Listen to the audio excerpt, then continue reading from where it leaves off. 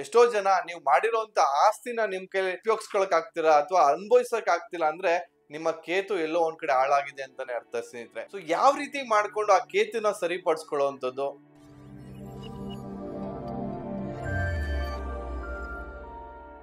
ನಮಸ್ಕಾರ, ಅಭಿವೃದ್ಧಿ life style ವೀಕ್ಷಕರಿಗೆ ಸ್ವಾಗತ. ನಾನು ನಿಮ್ಮ ಡಾಕ್ಟರ್ ದೀಪಕ್ ಗುರ್ಜಿ ಮಾತಾಡ್ತಾ ಇದ್ದೀನಿ.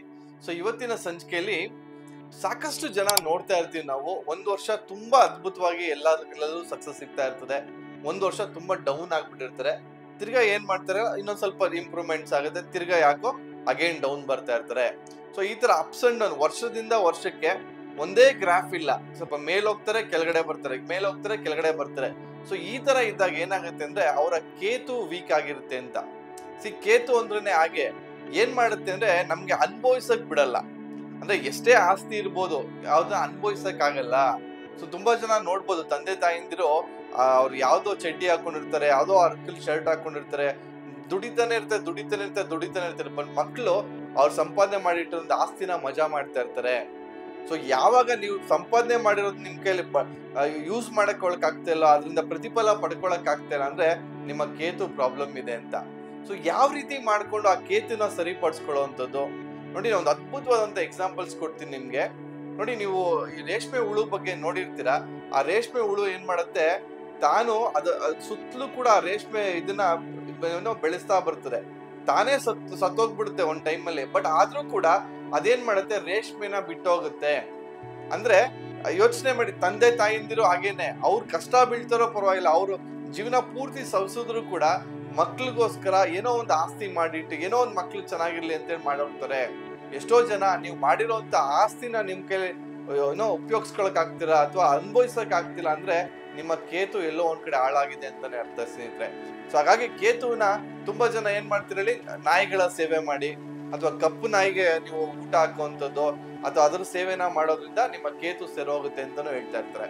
ಇದು ಕೂಡ ಅದ್ಭುತವಾದಂತ ಒಂದು ರೆಮಿಡಿ ಸ್ನೇಹಿತರೆ. ಇದಲ್ದಿರ ಇನ್ನೇನೇನ್ ಮಾಡ್ಬೋದು ನೋಡಿ, ಬರೀ ಕಾಲಲ್ಲಿ ನಡೆಯೋದಕ್ಕೆ ಶುರು ಮಾಡಿ. ಎಷ್ಟು ಬರೀ ಕಾಲಲ್ಲಿ ನೆಲಕ್ಕೆ ನೀವು ಗ್ರೌಂಡೆಡ್ ಆಗಿರ್ತೀರಾ, ಎಷ್ಟು ನೆಲದಲ್ಲಿ ನೀವು ಓಡಾಡ್ತೀರಾ, ಅಷ್ಟು ನಿಮ್ಗೆ ಕೇತು ಒಳ್ಳೇದಾಗ್ತದೆ, ಕೇತು ಸರೋಗುತ್ತೆ. ಅದ್ಭುತವಾದಂತ ಒಂದು ಎನರ್ಜಿನ ಕೊಡುತ್ತೆ ಸ್ನೇಹಿತರೆ. ಸೊ ಹಾಗಾಗಿ ಯಾರಿಗೆಲ್ಲ ನಿಮ್ಗೆ ಕೇತು ಸರೋಗ್ಬೇಕು ಅಂತಂದ್ರೆ ಇದನ್ನು ಕೂಡ ಮಾಡಿ. ಸೊ ಈ ಕೇತು ಅನ್ನೋದು ಏನಾಗುತ್ತೆ ಗೊತ್ತಾ, ತುಂಬಾ ತುಡಿತ, ಏನೋ ಒಂದು ಕಿರಿಕಿರಿ ಮಾಡಿಸ್ತಾ ಇರ್ತಾರೆ, ನಮ್ಗೆ ಗೊತ್ತೇ ಆಗಲ್ಲ. ಎಸ್ಪೆಷಲಿ ಮಕ್ಕಳಲ್ಲಿ ಯಾವ ಟೈಮಲ್ಲಿ ಕೇತು ಕೆಡುತ್ತೆ ಅಂತಂದ್ರೆ ಅವ್ರ 11ನೇ ವರ್ಷದಿಂದ ಒಂದು 16ನೇ ವಯಸ್ಸು ನೋಡಿ. ಆ ವಯಸ್ಸಲ್ಲಿ ನೀವು ಅಬ್ಸರ್ವ್ ಮಾಡಿ ನೋಡಿ, ಅವ್ನಿಗೆ ಎಲ್ಲಾ ವಿಷಯನೂ ತಿಳ್ಕೊಬೇಕು. ಪ್ರಪಂಚದಲ್ಲಿ ಅದೇನ್ ನಡೀತಾ ಇದೆ, ಇದೇ ನಡೀತಾ ಇದೆ, ಅದನ್ನ ತಿಳ್ಕೊಬೇಕು, ನಾನು ಇದನ್ನೇನೋ ತಿಳ್ಕೊಬೇಕು.